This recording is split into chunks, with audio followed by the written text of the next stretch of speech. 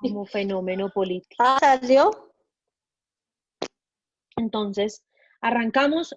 Bueno, como siempre, yo traigo unas preguntas de presaberes que en esta ocasión pues me las voy a saltar porque quiero ir a hablar directamente del tema en cuestión. Y es que la semana pasada habíamos hablado de unos actores del sistema internacional. Yo les había mencionado que el sistema internacional tiene una serie de actores que son los estados nacionales, como en el caso colombiano, o como el caso de Colombia, que es uno de los muchos actores del sistema internacional. Los estados nacionales son el actor, si bien no son el único, son el más importante o el actor más importante del sistema, en el entendido en que es en los estados nacionales donde se llevan a cabo todas las dinámicas de relaciones internacionales, donde se llevan a cabo las políticas públicas, donde se llevan a cabo las relaciones interestatales e intraestatales. Hay otros actores como lo son las organizaciones intergubernamentales, como las Naciones Unidas. Aquí solamente pongo un ejemplo de ellas y quizás la más famosa, la más conocida, la que más impacto tiene en el sistema internacional, y estas se han creado con una particularidad y con un fin muy específico, y es tratar de llegar a acuerdos por medio de programas, prácticas y políticas de cooperación internacional para el desarrollo que permitan que los estados o todos los actores internacionales se unan en torno a fines en común. Y quizá el logro más importante de las organizaciones intergubernamentales y particularmente de las Naciones Unidas en este aspecto ha sido la promulgación de los Objetivos de Desarrollo Sostenible y la Agenda 2030. También les dije que había otros actores como las organizaciones no gubernamentales, como la WWF, Human Rights Watch, Médicos Sin Fronteras, Reporteros Sin Fronteras, Amnistía Internacional, Save the Children, etcétera, etcétera, y un sinfín de organizaciones internacionales, porque hay un montón de organizaciones internacionales y que buscan llegar precisamente a aquellos lugares a donde el Estado Nacional no llega, a aquellos lugares donde, o a defender aquellas problemáticas y hablar de aquellos temas a los que quizá el Estado Nacional no les da la debida importancia. Por eso las organizaciones intergubernamentales se han convertido en un actor importantísimo, en un actor lleno de relevancia, pero sobre todo en un actor que ha puesto sobre la mesa de debate en materia internacional aquellos temas a los que casi nadie les dedica atención, como temas como los que tocaron aquí esta tarde en la ronda de noticias algunas compañeras de medio ambiente, temas de derechos de mujeres, de derechos de minorías, temas de derechos de animales, que no son tan importantes para los estados nacionales, que siempre viven es preocupándose por aspectos políticos, por aspectos económicos, por aspectos militares. También hay otro tipo de actores y estos tienen una entrada más reciente en el debate de relaciones internacionales.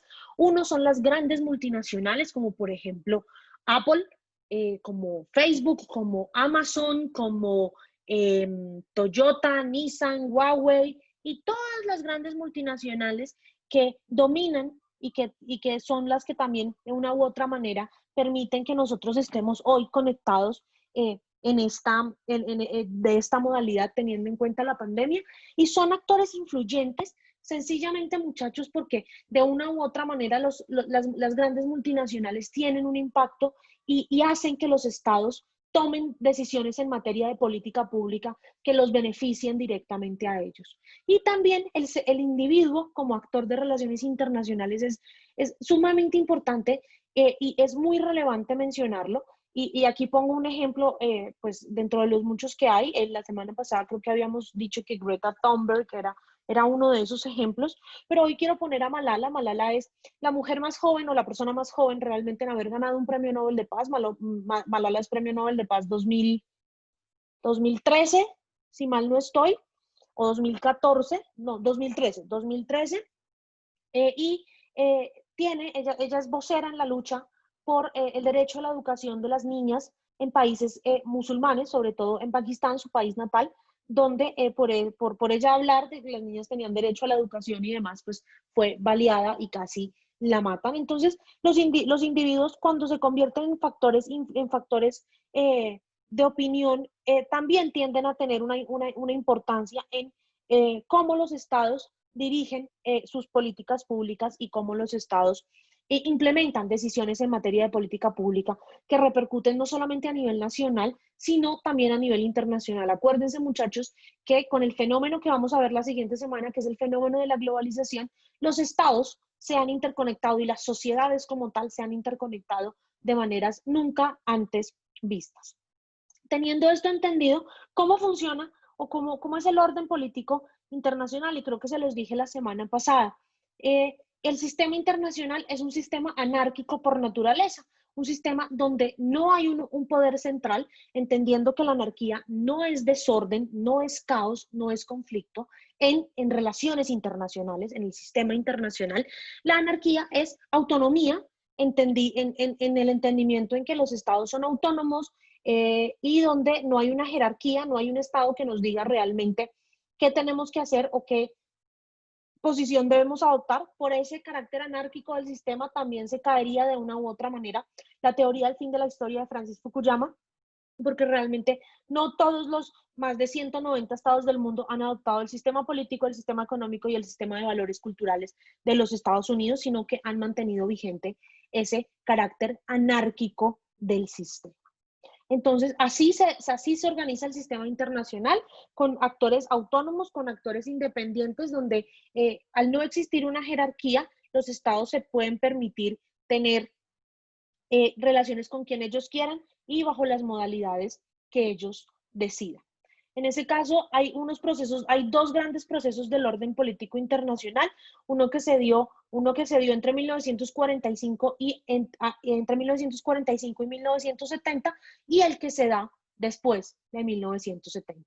Entre 1945 y 1970 se da el sistema de Bretton Woods. El sistema de Bretton Woods nace en 1944, un año antes de finalizar la Segunda Guerra Mundial, y es el que le da pie también a la finalización de la Segunda Guerra Mundial, en una conferencia que se llamó Conferencia de Bretton Woods, llevada a cabo en un complejo turístico en el estado de New Hampshire, que estableció un nuevo orden económico mundial que se mantuvo vigente hasta 1970. Ese orden económico mundial que se estableció bajo los acuerdos de Bretton Woods tenía tres características principales. Una primera característica era que Londres iba a dejar de ser el centro financiero del sistema económico internacional, y que ese centro económico y ese centro financiero iba a pasar a ser la ciudad de Nueva York en Estados Unidos.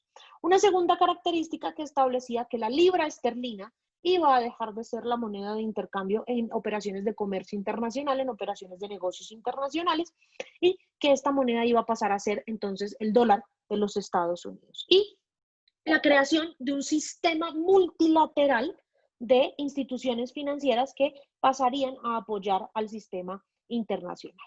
¿Cuáles son esas?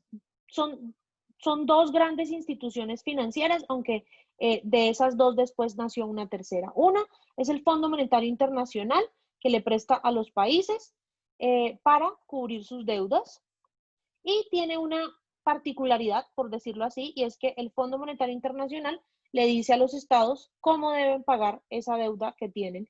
Entonces, si Colombia le pide, por ejemplo, 30.000 millones de dólares prestados al Fondo Monetario Internacional, el Fondo Monetario Internacional muy amablemente, muy comedidamente le va a decir al Estado colombiano qué tiene que hacer para pagarle esos 30.000 millones de dólares con los debidos intereses. Entonces, el Fondo Monetario le dice a Colombia, suba impuestos, haga una reforma tributaria, recorte presupuesto aquí, recorte presupuesto acá, haga esto, haga lo otro.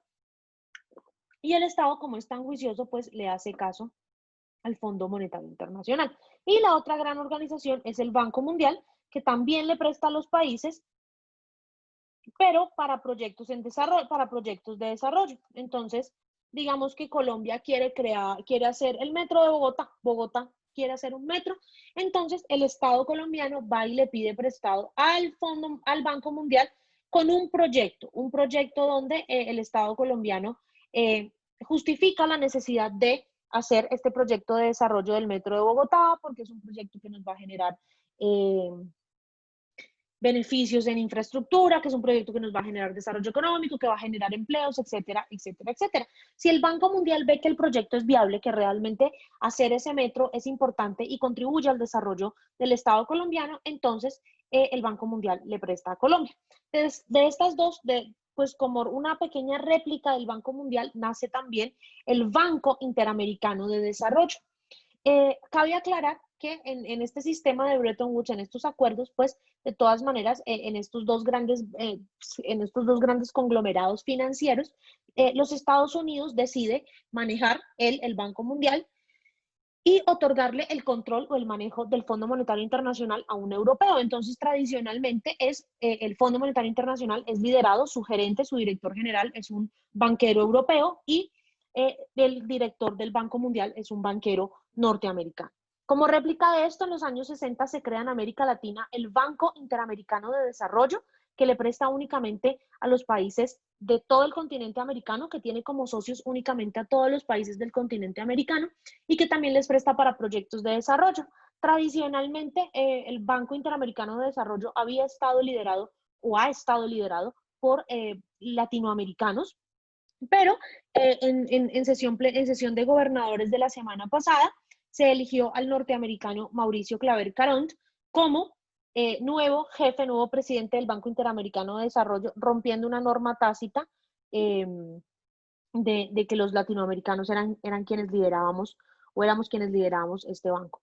Este sistema funcionó más o menos hasta 1970, aunque aún hoy en día todavía evidentemente existen el Banco Monetario, el Fondo Monetario Internacional y el Banco Mundial, pero el sistema como tal se dice que funcionó hasta 1970, porque después de 1970, con el estallido de la globalización y el dominio de los procesos políticos, económicos y sociales en el sistema internacional por parte de cada vez más actores, más conglomerados financieros, más conglomerados políticos, pues ya Estados Unidos, aunque ha marcado la agenda política en el mundo, no es el actor más importante y no es el líder del sistema internacional. Ya los intereses de los estados se están moviendo también hacia otros actores como China, como la Unión Europea, como Rusia e inclusive los países árabes. Desde 1970 pues también se ha creado un paradigma que es el paradigma de la cooperación internacional para el desarrollo como herramienta de relaciones internacionales, es decir, los países ahora hacen relaciones internacionales mediante la cooperación internacional para el desarrollo. ¿Qué es la cooperación internacional para el desarrollo? Pues es la unión de países o de actores internacionales para ayudar mediante proyectos y procesos políticos a salir del atraso a aquellos países que más atrasados o que están en vía de desarrollo.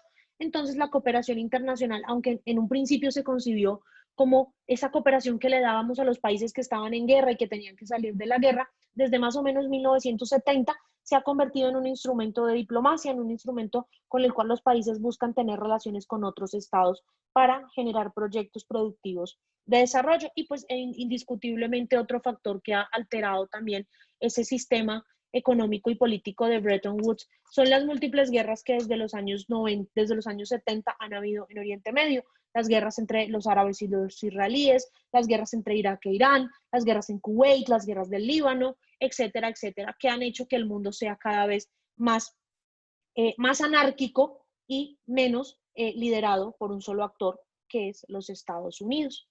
Entonces, eso era lo que me hacía falta como contarles de todo este entramado de las relaciones internacionales y quisiera que reflexionáramos en tres preguntitas. ¿Ustedes creen que es bueno que el sistema internacional sea anárquico? Es decir, ¿es bueno que el sistema internacional no tenga un líder definido? ¿Cómo ven ustedes a Colombia ante ese sistema internacional? ¿Lo ven bien? ¿Lo ven mal? ¿Y cómo podríamos nosotros como individuos tener una mayor representatividad a nivel internacional? ¿Qué deberíamos hacer para ser más importantes a nivel internacional y que nuestras opiniones sean escuchadas por los estados nacionales? No sé quién quiera reflexionar sobre estas tres preguntas, una o dos personas.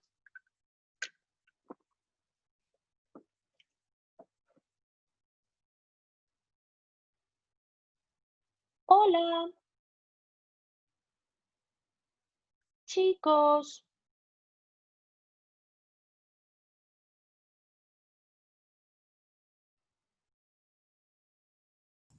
Profe, Dime, Álvaro. Pues yo creo que, o sea, la independencia del poder más, no, deberíamos hablar de independencia de poder más no anarquía, ¿cierto? O sea, yo creo que Sí, es bueno que cada país tenga su criterio por el tema cultural, así como se decía en las lecturas, pues ya que la cultura es parte fundamental dentro de las civilizaciones y pues no todas las civilizaciones tienen ideologías culturales, religiosas, es como esa amalgama entre esos factores que nos hace tan diversos y a veces unificarlas resulta imposible. Por ende, puede ser muy conveniente que cada nación o cada civilización tenga su criterio a la hora de aplicar sus normas, sus leyes y de dirigir a sus habitantes. gracias Álvaro. ¿Alguien más?